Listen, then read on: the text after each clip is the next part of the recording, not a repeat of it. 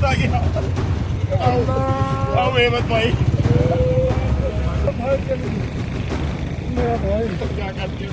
मेरा भाई चले गया। क्या करते? बलूचिस्तान पाकिस्तान का वो हिस्सा जो दशकों से जल रहा है, कभी जुल्म की आग में तो कभी आजादी की लड़ाई में, और अब इस संघर्ष की आग और भड़क चुकी है।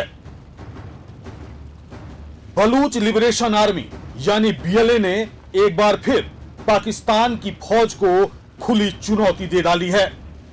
कहानी सिर्फ एक हमले की नहीं है, यह कहानी है एक सर्जिकल ऑपरेशन की, एक सटीक रणनीति की और उस जुनून की जिसे बीएलए आजादी कहता है। बीएलए का दावा है कि उसने कलात और क्वेटा के दो अलग अलग मोर्चों पर बड़े हमले किए हैं। पहला हमला हुआ क्वेटा के पास, जहां बीएलए की स्पेशल यूनिट फतह स्क्वाड ने कराची से आ रही एक सैन्य बस को आईईडी लगाकर उड़ा दिया। यह हमला कोई इत्तेफाक नहीं था। बलूच लिबरेशन आर्मी की खुफिया इकाई जिराब ने इस बस पर कई दिनों तक नजर रखी थी।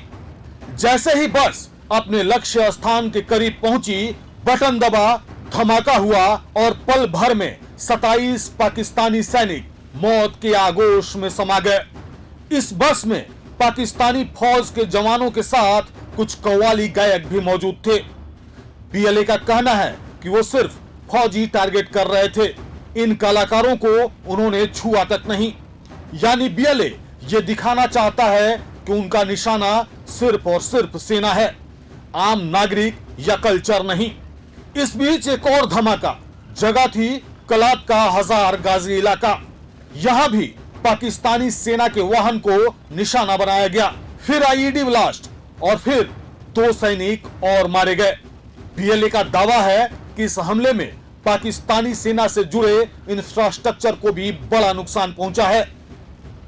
बलूच लिबरेशन आर्मी ने इन दोनों हमलों की जिम्मेदारी ली है और एक बार फिर वही पुराना ऐलान दोहराया है कि हम तब तक नहीं रुकेंगे जब तक बलूचिस्तान आजाद नहीं हो जाता। पाकिस्तान इसकी कीमत चुकाता रहेगा।